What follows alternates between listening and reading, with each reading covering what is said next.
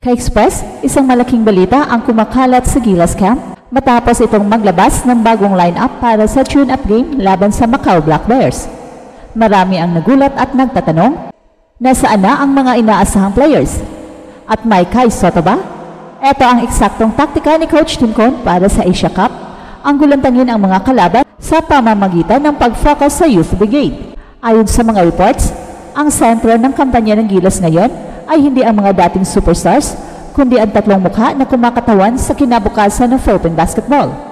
Ang triple threat ng Gilas ay kinabibilangan nina AJ Edo, Carl Tamayo at Kevin Kimbao. Ito ang unang pagkakataon na sila ang magiging centerpiece ng kupunan, isang malinaw na senyales na ang kanilang panahon ay narito na. Habang marami ang naghahanap kay Kai, ang totoong kwento ay ang pag-angat ng mga batang ito na magdadala sa Gilas sa Asia Cup. Ang laro laban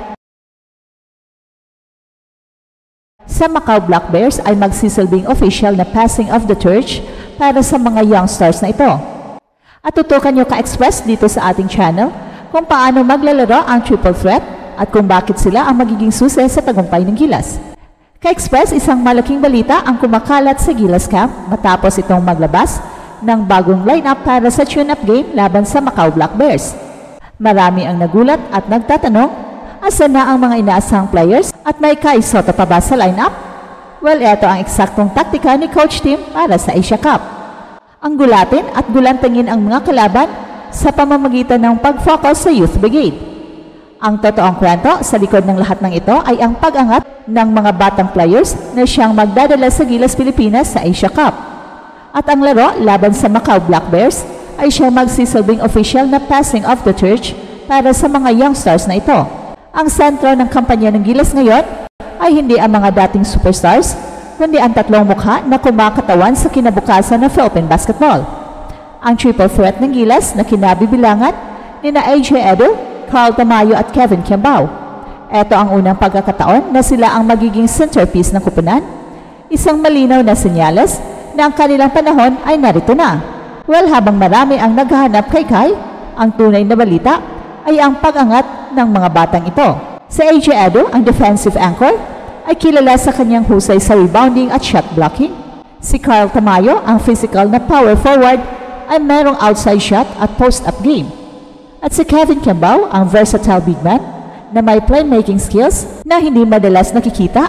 Sila ay hindi lang tatlong big men, sila ay isang kompletong frontcourt package na kayang magdepensa, mag-rebound at mag-score sa iba't ibang paraan. Ipinapakita nito na ang Gilas ay nag-iiba na ang direksyon at handa nang magpakita ng bagong mukha sa Asia.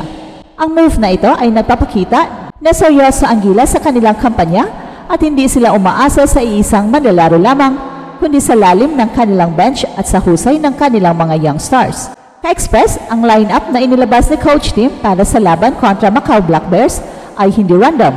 Ito ay isang strategic na blueprint na dinisenyo upang i-maximize ang mga talento ng ating Youth Brigade. Ang paglalagay kina AJ Edo, Carl Tamayo at Kevin Kimbao bilang centerpiece ay nagpapakita na ang Gilas ay handa ng maglaro ng isang mabilis, versatile at mahirap basahin na basketball.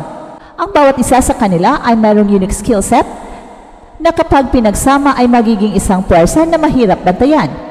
Si AJ Edo ang magsisilbing defensive anchor sa ilalim na gagamitin ang kanyang taas at timing para maging rim protector.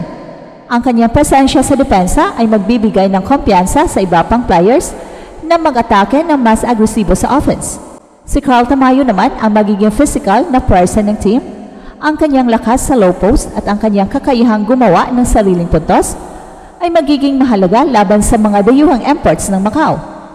Samantala, si Kevin Kimbao naman ang magiging playmaker ng frontcourt, ang kanyang husay na magpasa at ang kanyang outside shooting ay magbubukas ng mga espasyo para sa opensa ng Gilas, na siyang magpapahirap naman sa depensa ng kalaban.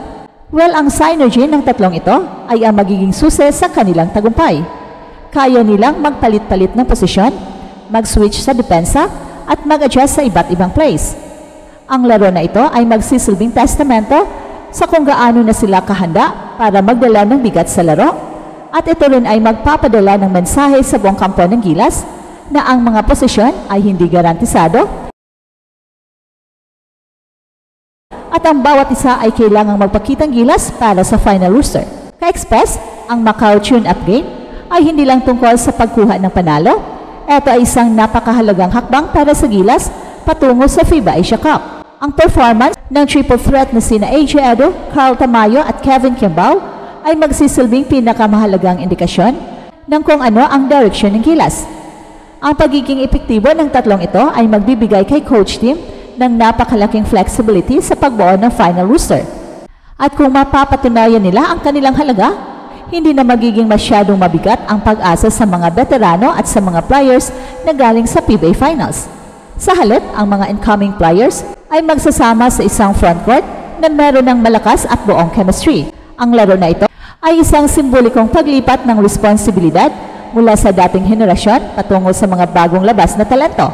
Sila ngayon ang centerpiece at ang kanilang tagumpay ay magiging sukatan sa kahandaan ng gilas para sa mga mas matitinding laban.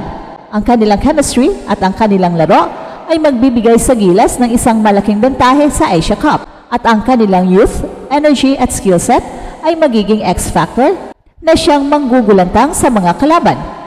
Kaya't maghanda na kayo ka-Express dahil ang tunay na laro ay magsisimula pa lang. Ang laban kontra Macau Black Bears ay ang opisyal na simula ng isang bagong era para sa gilas at ang triple threat nina AJ Edo, Carl Tamayo at Kevin Kimbao ang magdadala sa atin sa tuktok ng Asia. Ang tune-up game ng Gilas Pilipinas laban ng Macau Black Bears ka-Express ay malinaw na isang game changer.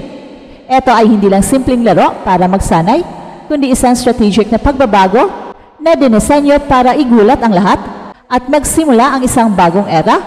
At ang paglalagay kina AJ Edo, Carl Tamayo at Kevin Kimbao bilang triple threat at centerpiece ng kupunan ay ang pinakamalinaw na senyales na ang gilas ay nagbabago na ang direksyon at handa nang mag-evolve. Higit sa lahat, ang laro na ito ay isang simbolikong passing of the torch at ang pagkawala ni Kai ay nagbibigay ng opportunity para sa bagong henerasyon na ito na magdala ng bigat sa laro at magpatunay na ang gilas ay hindi lang nakadepende sa isang manlalaro. Ang kanilang performance ang magiging basihan ni coach team para sa pagbuo ng final rooster. Kung magiging matagumpay sila sa Macau, ang mga players na galing sa PBA Finals ay sasalubungin ng isang frontcourt na may established na chemistry at momentum. Ang gilas ngayon ay meron ng malakas na pundasyon at ang kanilang tagumpay ay magiging isang malinaw na mensahe sa buong Asia. At sa huli, ang laro laban sa Macau Black Bears ay ang official na simula ng isang bagong era para sa gilas. At ito ang Express Info kung saan bawat kwento ginulat ang mundo. Don't forget to like and subscribe.